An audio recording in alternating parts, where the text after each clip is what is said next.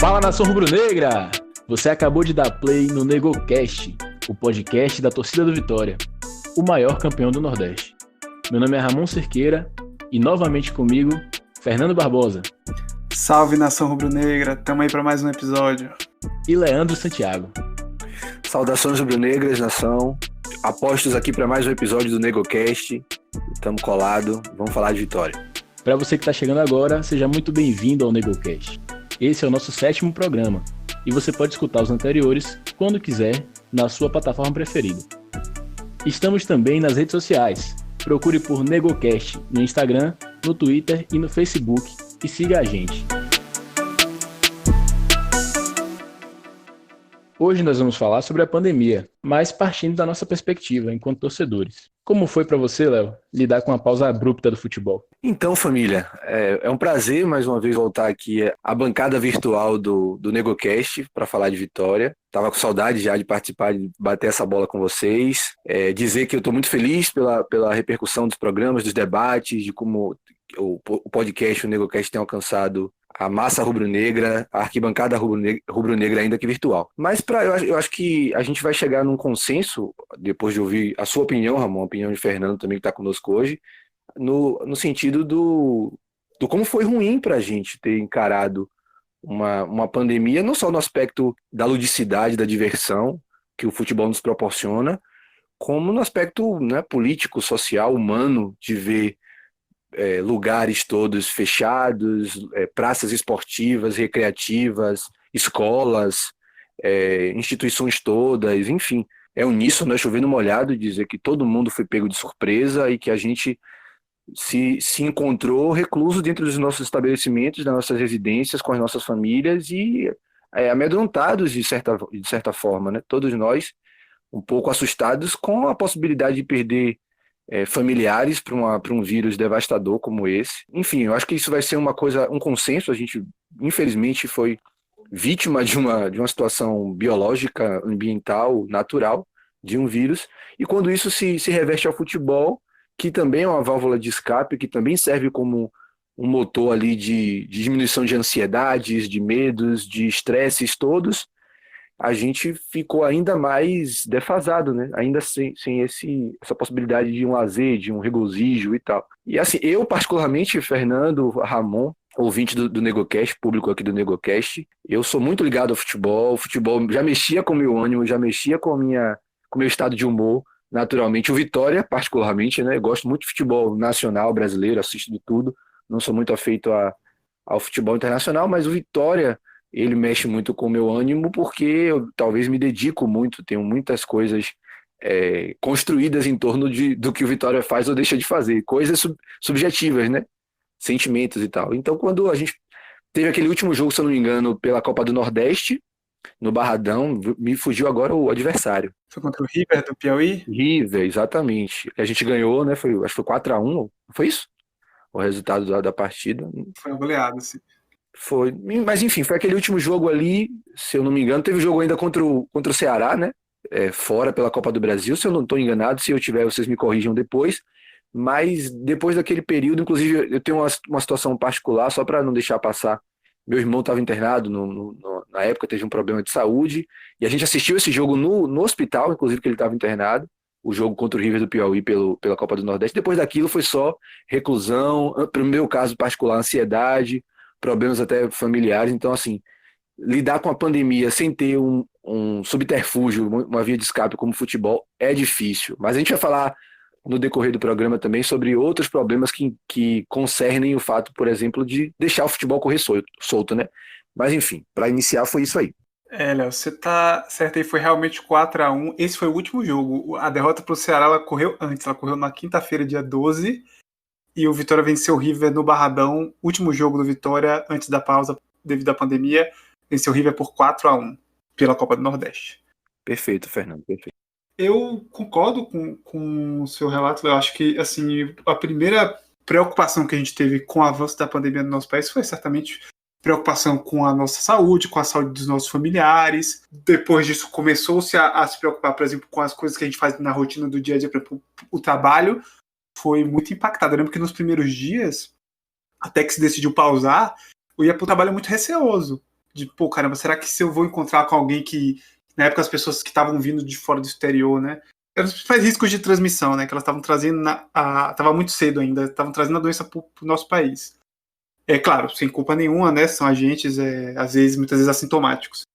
Mas a gente tinha essa preocupação de, pô, será que eu vou no trabalho, será que eu vou encontrar com alguém que tá assim, será que eu já estou me expondo demais vindo trabalhar? E se eu levar isso para algum familiar meu que pode estar no grupo disso? Tudo era muito incerto, né? Então, assim, se preocupar com futebol, se preocupar com outros afazeres da vida, isso foi acontecendo depois, quando a gente já estava, digamos assim, em período de isolamento, que a ficha foi caindo, sabe? Pô, eu fazia tal atividade, não vou poder fazer por causa da pandemia. Eu acompanho futebol, e agora? Como é que vai ser? Não vai ter futebol, sabe? A gente foi lembrando das outras coisas, digamos assim, né? Que dizem que futebol é a coisa mais importante dentre as menos importantes. Então a gente foi lembrando dessas outras ausências aos poucos, sabe? E o futebol, como você falou, é válvula de escape para muita gente. Para nós três aqui, gostamos muito de futebol. O futebol, querendo ou não, acaba sendo esse escape para fugir um pouco da rotina de trabalho, para encontrar com os amigos, né? Para fazer essa parte do social. Sem dúvida, foi muito sentido, mas como foi dito até pelo próprio Léo, a prioridade é realmente a gente manter a saúde nossa, dos nossos familiares e evitar o contágio e até a transmissão para outras pessoas. Pois bem, enquanto ainda se discute a volta do futebol, o Campeonato Baiano surgiu notícias de que ele poderia voltar em julho, a Copa do Nordeste está dialogando com os clubes, com a CBF para escolher o momento correto de voltar. Eu, particularmente, considero muito preliminar, muito cedo ainda, muito antecipada a ideia de voltar ao futebol, mas nós continuamos sendo Vitória, nós continuamos sendo torcedores. Fernando, como é que você tem colaborado com o Vitória durante a pandemia?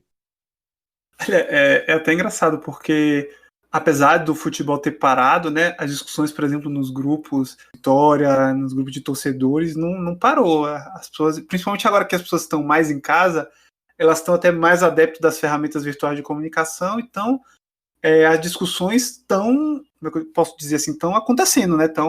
Não pararam, pelo contrário, mais gente está adotando a participação e discutindo. E isso foi interessante porque permitiu que a gente pudesse falar de outras coisas, como, por exemplo, ações que nós podemos fazer, como você mesmo mencionou, para ajudar o clube. O Vitória ele é um clube que já vinha vivendo uma crise antes da pandemia, uma crise financeira, todo mundo já está careca de saber, e que essa crise foi acentuada devido à pandemia. Então, eu vejo muitas pessoas preocupadas e vejo muitos torcedores se organizando para fazer algumas ações, para ajudar o clube, para contribuir de alguma forma.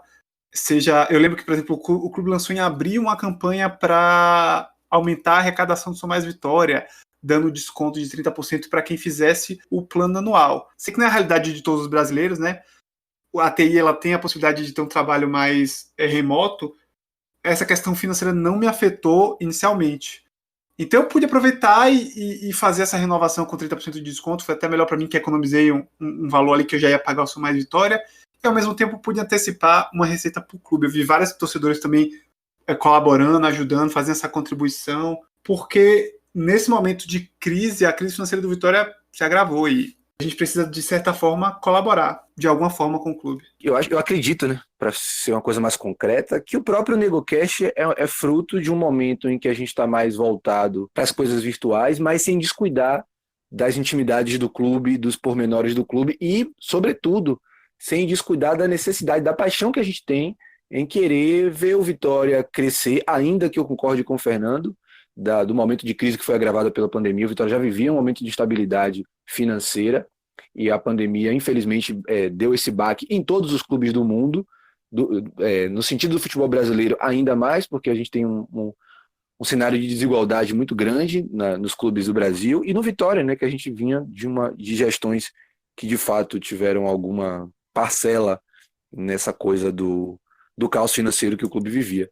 Mas acho que o podcast, o NegoCast, nasce nesse momento também, quando a gente está preocupado em fomentar as paixões, em não deixar esmorecer os debates importantes para a vida estrutural do clube. Eu posso citar o NegoCast como um dos elementos, frutos desse período, e que, de certa forma, talvez não contribuam financeiramente, talvez não tenham um impacto, o NegoCast não tenha um impacto efetivo no dia a dia da gestão, Mas, assim, os feedbacks que a gente vem recebendo nos grupos de WhatsApp, nas redes sociais, das conversas com amigos próximos sobre o podcast são importantes para ter essa consciência de que foi um elemento, de que foi um movimento nascido num contexto de pandemia, num contexto de um pouco mais de distanciamento físico do futebol e do Esporte Clube Vitória em si. Mas eu acredito que esse movimento, Ramon e Fernando, essa ação de fazer com que o torcedor se aproxime e contribua, ela precisa ser capitaneada pelo clube, sim. É fato, é verdade que o Vitória, recentemente, através da figura do presidente, agradeceu aos sócios torcedores que conseguiram manter a sua assiduidade no pagamento, a sua fidelidade em continuar sendo sócios do clube. Isso é um ponto positivo, já que muita gente está fazendo sacrifício para poder manter a anuidade, a assiduidade. É isso que eu ia comentar. Gente que teve redução de salário, gente que perdeu emprego, sabe? Muita gente vivendo crises da parte econômica também, porque, querendo ou não, o isolamento tem que continuar e tem que ser fechado, né? Não tem o que se fazer muito quanto a isso. Sem dúvida. Pois é, e tem gente pegando um pedacinho do auxílio emergencial também para poder pagar o São Mais Vitória. Imagine. Muito se cobra também do próprio clube ações, né? O pessoal estava comentando até em grupos, em fóruns de debate do clube, que o Vitória poderia ter lançado, nem que fosse uma máscara com o escudo do clube, que o torcedor pudesse adquirir de alguma forma, ou que isso fosse disponibilizado até como um agradecimento ao sócio que mantém o seu pagamento em dia. Recentemente também nós tivemos o relançamento da loja virtual oficial do Vitória, que trouxe algumas coisas. Ainda são coisas que a gente precisa pontuar como positivas, mas que dentro de um contexto maior, a gente ainda engatinha em algumas Agora, coisas. justiça seja feita, viu, Ramon e Fernando? Uma das movimentações que eu achei interessante, óbvio que não foi nada institucional, e eu acho que até careceu, a gente teve um déficit de mais efetividade, de mais eficácia por parte do clube, institucionalmente falando, no combate à pandemia, na promoção de ações e etc. Mas eu me senti até contemplado, em certa medida, com a fala do presidente, né, quando ele alertava para a prioridade das famílias nesse momento, né?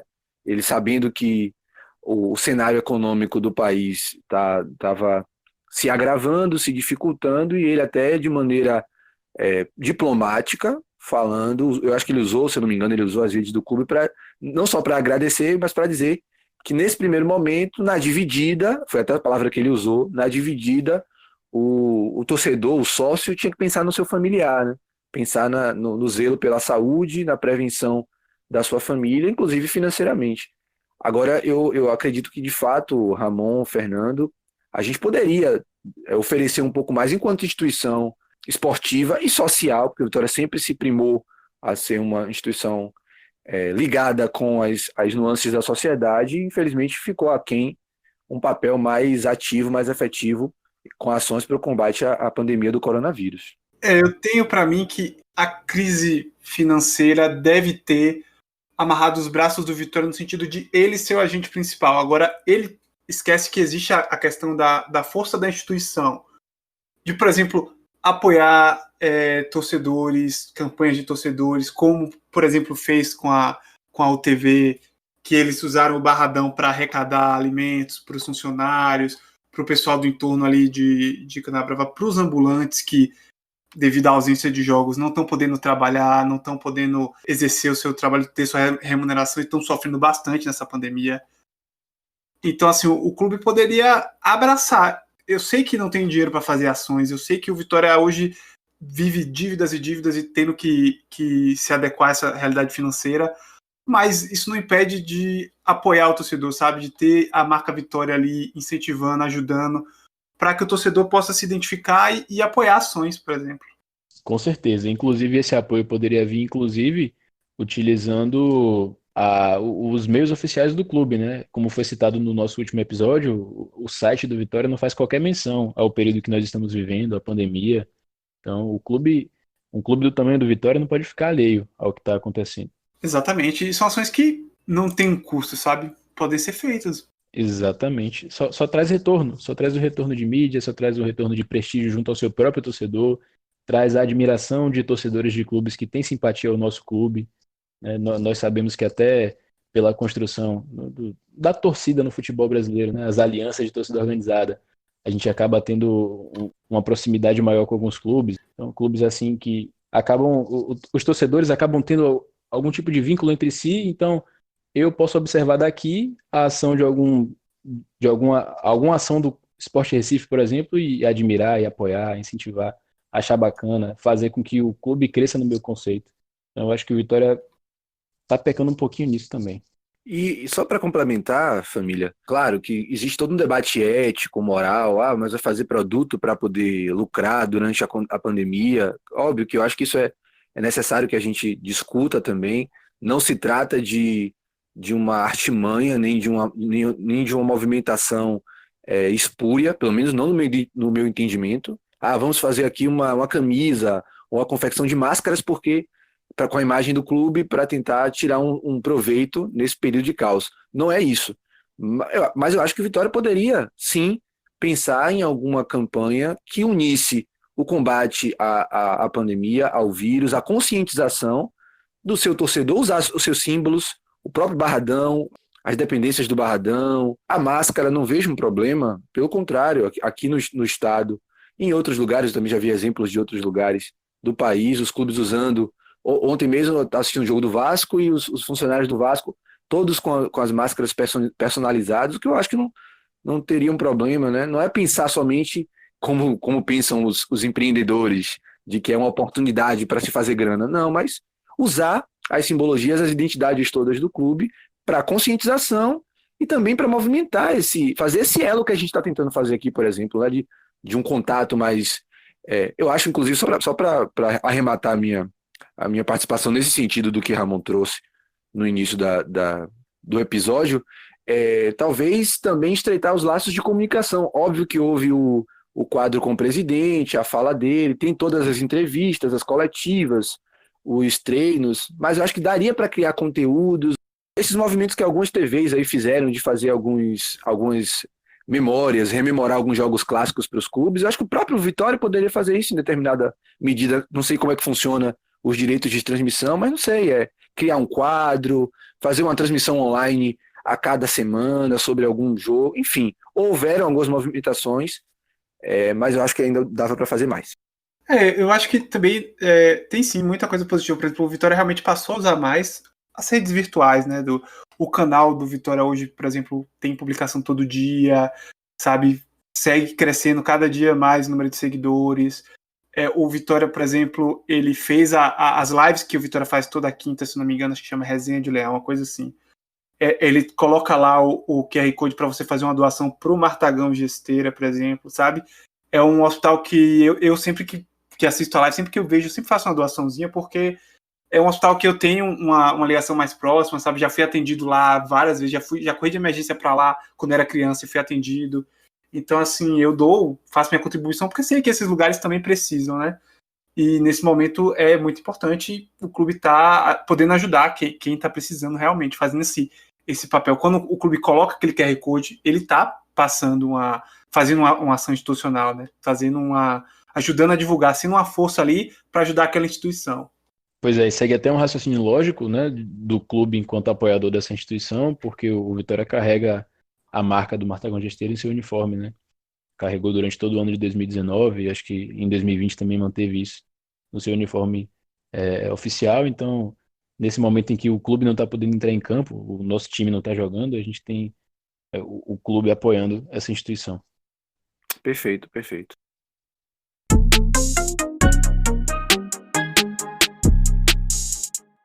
E o NegoCast está estreando um quadro novo. Um grito de glória é o momento em que um torcedor rubro-negro conta suas memórias de um jogo inesquecível do nosso amado Leão da Barra.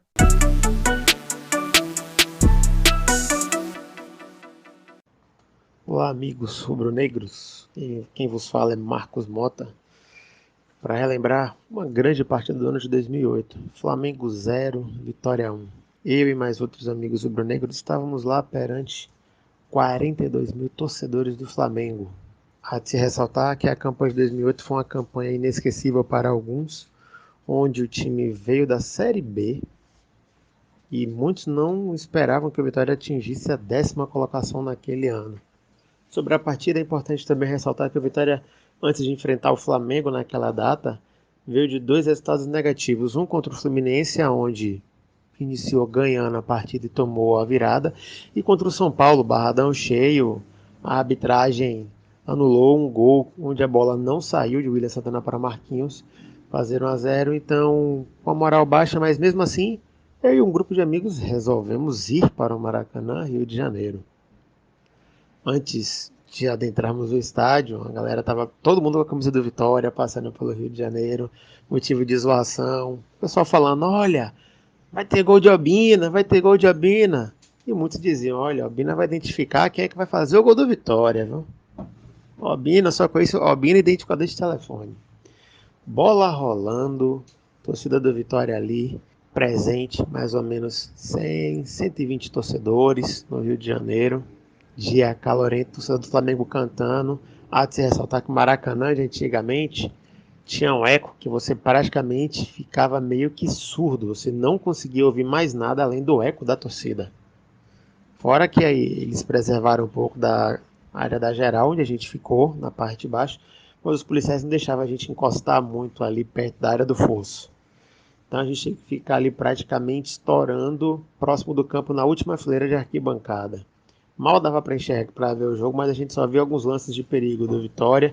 No início do jogo resolveu demonstrar que não ia ficar apenas se defendendo. O Flamengo era dono do jogo, mas o Vitória não deixou ninguém jogar no primeiro tempo. Já no segundo tempo, se eu não me engano, o treinador era Joel Santana do Flamengo, botou o time para ir para frente. Pode ser que eu esteja enganado. O time que tinha Diego Tardelli, Souza, Obina entrou no meio de campo. Era um time muito bom, Fábio Luciano. Mas o Vitória ainda tinha Ramon, que armava no meio de campo. Viáfara lá atrás, se segurando. Dinei na frente, Marquinhos, William Santana. E a dúvida era Marco Antônio, mas fez também uma boa partida. O lance do gol do Vitória, que não sai da minha cabeça até hoje, ele iniciou após um lance de gol invalidado, na minha opinião, justamente, pela arbitragem. E após ser feito aquele gol, a gente não tinha nem acreditado, a gente só conseguiu ver o gol quando a gente reviu o lance pelas telas do Maracanã. Alguns chegaram também até ver, mesmo distante, que a gente estava muito distante, estava do outro lado, da onde o Vitória atacou no segundo tempo. A gente viu a rede balançando e a gente comemorou. Eu lembro que, sempre quando eu revejo o jogo, os lances no YouTube, eu consigo me identificar jogando a camisa pra cima. Eu não estava com a camisa do Vitória porque a família tinha me pedido, devido aos problemas de brigas de torcidas no Rio de Janeiro. E desde os 30 minutos finais, quem foi nessa partida que estava do meu lado me viu gritando minuto por minuto: falta 10, falta 9, falta 8. Fim de jogo, Vitória 1, Flamengo 0. Você vê o Maracanã de mais de 42 mil pessoas vaiando o time da casa. Sensação de missão concluída, dever concluído. E no final, a gente conseguiu encontrar os jogadores do Vitória, confraternizar, comemorar com eles. E ainda ouvi alguns cronistas carioca dizer: olha, o gol que anulou do Flamengo não foi anulado, viu? Vocês ganharam roubado. E eu cheguei para Gerson, cantinha de ouro, e disse assim: Gerson, o que é um jogo perante a milhares e milhares que o Flamengo ganha com a ajuda da arbitragem? Saiu chateado comigo, mas o que eu posso fazer? Fim, venci, e é isso. Espero que tenham curtido a história de Flamengo 0, Vitória 1 em 2008. Eu sou um grito de glória, eu sou Vitória de coração.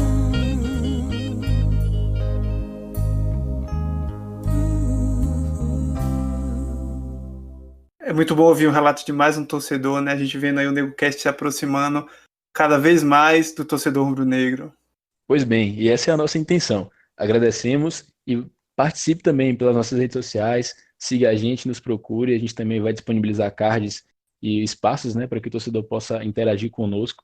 A intenção é essa, a gente se propõe a ser o podcast da torcida do Vitória e nada mais justo do que os torcedores participando. Por hoje é só. Vamos às considerações finais. Leandro Santiago. Então, família, mais uma vez dizer que é um prazer, eu acho que eu me sinto muito bem. Eu nasci para ser Vitória e a minha contribuição para esse clube centenário é discuti-lo, é debater as coisas referentes a ele, é propor novas situações, tocar o dedo na ferida, como eu ouvi agora mais cedo em um outro grupo, tocar o dedo nas feridas do clube, para que assim a gente instigue.